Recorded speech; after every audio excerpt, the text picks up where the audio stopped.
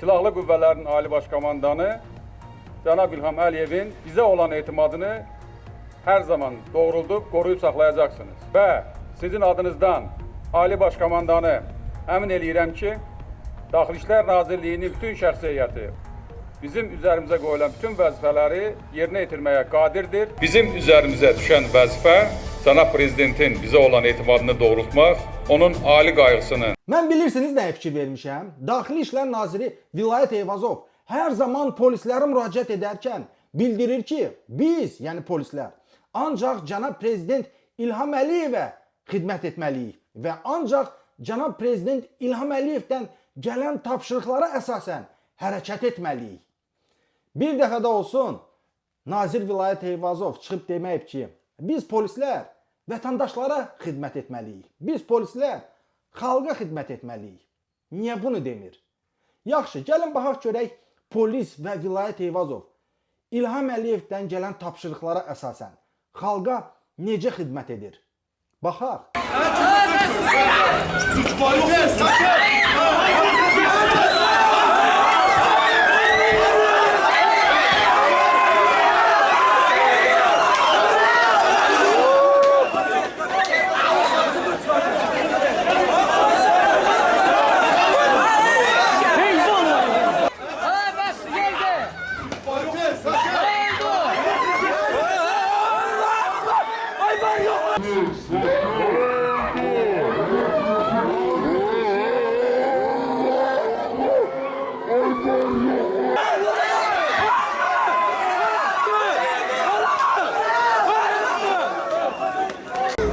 Zamanı vurup şişəsiyle.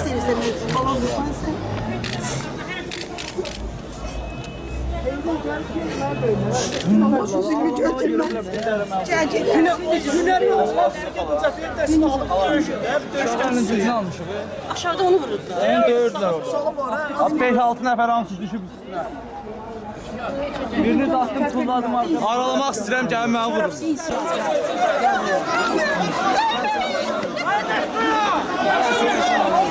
Geldi. Danışın bunu. Danışın şu yana. Danışın.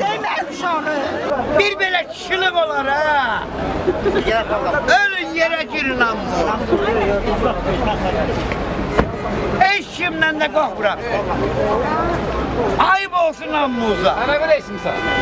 Yıkılırsan. Sen yık. Heç çık buradan zaman Sen Arağıyla yakın gelmeye olur. Milletlere savundular. Geç buna.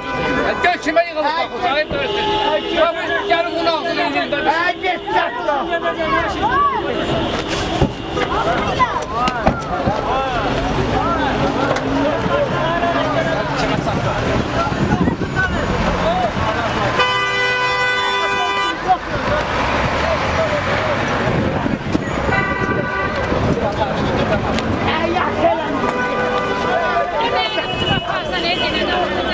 Azərbaycanda sabitlik var və bu sabitliyin təminatçısı Cənab Prezidentdir. Mən qürur hissi ilə qeyd edirəm ki, Daxili İşlər Nazirliyinin şəxsi heyəti, o cümlədən daxili qoşunlar zamanında ulu öndərə, bugün isə Cənab Prezidentə sədaqətlə xidmət edir.